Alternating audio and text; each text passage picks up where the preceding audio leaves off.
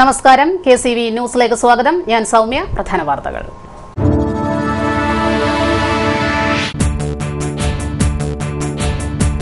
നെല്ലു നൽകിയ കർഷകന് പുല്ലുവില.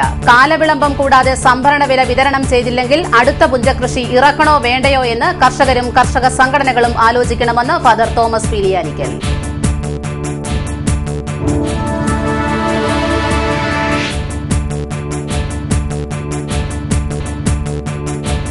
അടച്ചിട്ട ബാറുകൾ തുറക്കല്ലേ, ഈ കണ്ണിലെ കിനാവുകൾ കെടുത്തരുതേ. കുട്ടികളുടെ റാലിയും ലഹരി വിരുദ്ധ സംഗമവും ചങ്ങനാശ്ശേരി മുനിസിപ്പൽ ബസ് സ്റ്റാൻഡിൽ.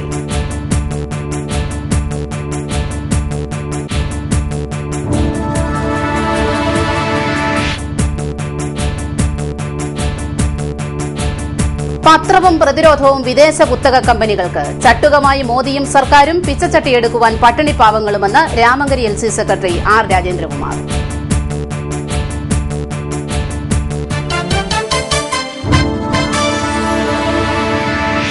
വാർത്തകളുടെ വിശദാംശങ്ങളിലേക്ക്. സംസ്ഥാനത്തെ നെൽകർഷകരെയും വിവിധ നെൽകർഷക സംഘടനകളെയും സംഘടിപ്പിച്ച് പൊതുവായ പ്രശ്നങ്ങളിലും ആവശ്യങ്ങളിലും ഒന്നിച്ചുനിന്ന് സർക്കാരിൽ സമ്മർദ്ദം ചെലുത്തുമെന്ന് കുട്ടനാട് വികസന സമിതി എക്സിക്യൂട്ടീവ് ഡയറക്ടർ ഫാദർ തോമസ് പീലിയാനിക്കൽ പറഞ്ഞു. നെൽകൃഷിയിലുള്ള പ്രാദേശിക പ്രശ്നങ്ങൾ പരിഹരിക്കുവാൻ പരസ്പരം സഹകരിക്കുന്നതുമായി ബന്ധപ്പെട്ട് പ്രാഥമിക ചർച്ചകൾ പാലക്കാട്ടും തൃശൂരുമുള്ള നെൽകർഷക സംഘടനാ നേതൃത്വവുമായി ഇതിനകം നടന്നു. സംയുക്ത പ്രവർത്തനങ്ങളെക്കുറിച്ച് ആശയവിനിമയം നടത്തുവാനും രൂപരേഖ തയ്യാറാക്കുവാനുമായി ഈ മാസം 24-ന് തൃശൂർ സാഹിത്യ അക്കാദമി ഹാളിൽ സംയുക്ത സമ്മേളനം സംഘടിപ്പിച്ചിട്ടുണ്ടെന്നും അദ്ദേഹം പറഞ്ഞു. സംസ്ഥാനത്തെ നെൽകൃഷിയുടെ വികസനത്തിനായി ഒരു പ്രത്യേക കാർഷിക പാക്കേജ് അനുവദിക്കുക, തരിശുനിലങ്ങൾ നെൽവയലുകളാക്കി പുനരുദ്ധരിക്കാൻ നെൽകൃഷി പുനരുജ്ജീവന മെഷീൻ രൂപീകരിക്കുക, ഈ ആവശ്യങ്ങൾ കേന്ദ്ര ബജറ്റിൽ ഉൾപ്പെടുത്തണം. നെല്ലിന്റെ സംഭരണ വില കാലവിളംബം കൂടാതെ നൽകിയില്ലെങ്കിൽ പുഞ്ചകൃഷി ഉപേക്ഷിക്കുക തുടങ്ങിയ തീരുമാനങ്ങളും ഈ കൺവെൻഷനിൽ ഉണ്ടാകുമെന്ന് പ്രതീക്ഷിക്കുന്നതായും തോമസ് പീലിയാനിക്കൽ പറഞ്ഞു. KCV വാർത്തകളോട് സംസാരിക്കുകയായിരുന്നു അദ്ദേഹം. കേരളത്തിലെ മിക്ക ജില്ലകളിലുള്ള നെൽകൃഷിക്കാരെ സംബന്ധിച്ചോളം അവരാരും സംഘടിതരല്ല. അതേസമയം ഒട്ടേറെ പ്രശ്നങ്ങൾ പ്രാദേശികമായിട്ടും പൊതുവായിട്ടും നെൽകൃഷി മേഖല നേരിട്ടുകൊണ്ടിരിക്കുകയാണ്.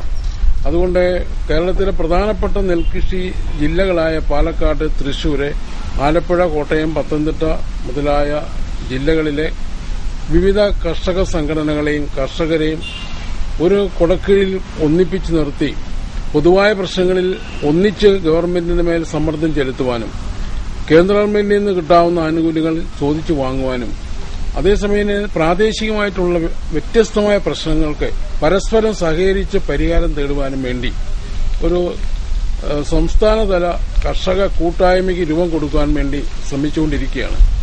ഞാൻ കഴിഞ്ഞ ആഴ്ചകളിലെ പാലക്കാട് നെൽകർഷകരുമായിട്ടുള്ള ചർച്ച കഴിഞ്ഞു. തൃശൂരെ കോൾ നിലങ്ങളിലെ കർഷകരെ കണ്ടു. നമ്മുടെ ആലപ്പുഴയും കോട്ടയവും പത്തനംതിട്ടയിലെയും ജില്ലകളിലെയും കർഷകരുമായിട്ട് ആശയവിനിമയം നടത്തി. എല്ലാവരുടെയും അഭിപ്രായം ഇത്തരം ഒരു നീക്കം അത്യാവശ്യമാണെന്നാണ്. അതനുസരിച്ച് ഈ 24-ാം തീയതി ചൊവ്വാഴ്ച തൃശൂർ സാഹിത്യ അക്കാദമി ഹാളിൽ വെച്ച് ഈ കേരളത്തിലെ എല്ലാ ജില്ലകളിൽ നിന്നുള്ള കർഷകരുടെ പ്രതിനിധികളെ പങ്കെടുപ്പിച്ചുകൊണ്ട് ആദ്യത്തെ ഒരു കൺവെൻഷൻ നടത്തുകയാണ്. ആ കൺവെൻഷനിൽ ചില തീരുമാനങ്ങൾ പുറത്തു വരും. വരാൻ പോകുന്ന യൂണിയൻ ബഡ്ജറ്റിലെ നെൽകൃഷി മേഖലയ്ക്ക് വേണ്ടി കൂടുതൽ ഊന്നൽ കൊടുക്കുകയും സംസ്ഥാന ഗവൺമെന്റിന് ചെയ്യാൻ പറ്റാത്ത കാര്യങ്ങൾ കേന്ദ്രം ചെയ്ത് സഹായിക്കണം. അതുപോലെ തന്നെ നെല്ലുവില ഒരു വലിയ പ്രശ്നമാണ്. ഈ രീതിയിൽ നെല്ലുവില തോന്നുന്ന സമയത്ത് കൊടുക്കാനാണെങ്കിൽ കർഷകർ എന്തിന് കൃഷി ചെയ്യണം? അതുകൊണ്ട് അടുത്ത വർഷം ഇതിന് നല്ലൊരു ഉറപ്പ് കിട്ടാതെ ഒരു കാരണവശാലും പുഞ്ചകൃഷി തുടങ്ങണ്ട എന്ന ഒരു വികാരമാണ് മിക്ക ജില്ലകളിലുള്ള കർഷകർ പ്രകടിപ്പിച്ചത്. കുട്ടികളുടെ സ്വച്ഛന്ത ജീവിതവും സാമൂഹിക സാംസ്കാരിക അന്തരീക്ഷവും താറുമാറാക്കിക്കൊണ്ട് മദ്യവും മറ്റ് ലഹരി വസ്തുക്കളും കേരളത്തിൽ അരങ്ങുവാഴുകയാണെന്ന് ധർമ്മചൈതന്യ സ്വാമികൾ. മദ്യം സൃഷ്ടിക്കുന്ന പ്രത്യാഘാതങ്ങൾ പരിഗണിക്കാതെ മദ്യത്തിന്റെ ഒഴുക്കിനെ നിർലോഭം പ്രോത്സാഹിപ്പിക്കുന്ന നിലപാടാണ് ഭരണാധികാരികൾ സ്വീകരിക്കുന്നതെന്നതാണ് സ്ഥിതി വഷളാക്കുന്നത്. സമൂഹത്തിന്റെയും വരും തലമുറയുടെയും ഭാവിയെ കരുതി മദ്യത്തിന്റെ കുത്തൊഴുക്ക് തടയാൻ സർക്കാർ തയ്യാറാകണമെന്നും ധർമ്മചൈതന്യ സ്വാമി പറഞ്ഞു. ജൂൺ 26 അന്താരാഷ്ട്ര ലഹരി വിരുദ്ധ ദിനമായി ആചരിക്കുന്നതിന് മുന്നോടിയായി കുട്ടികളുടെ റാലിയും ലഹരി വിരുദ്ധ സംഗമവും ഉദ്ഘാടനം ചെയ്ത് സംസാരിക്കുകയായിരുന്നു അദ്ദേഹം.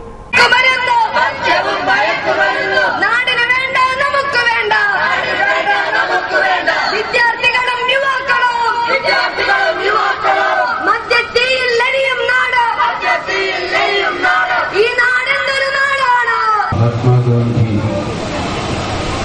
ഭാരതത്തിന്റെ സ്വാതന്ത്ര്യത്തിന് വേണ്ടി നടത്തിയ നടത്തിയ പോരാട്ടത്തോടൊപ്പം തന്നെ മദ്യത്തിനെതിരായ ശക്തമായ ഒരു നിലപാട് സ്വീകരിച്ചുകൊണ്ട് മദ്യത്തിനെതിരായ പോരാട്ടം കൂടി തന്റെ കർമ്മ പദ്ധതിയിൽ ഉൾപ്പെടുത്തിയ മഹാത്മാവാണ്.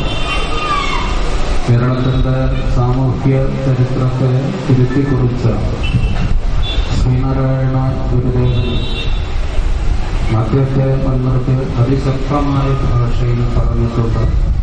മദ്യം ഉണ്ടാക്കരുത്, കൊടുക്കരുത്, കുടിക്കരുത് എന്ന്.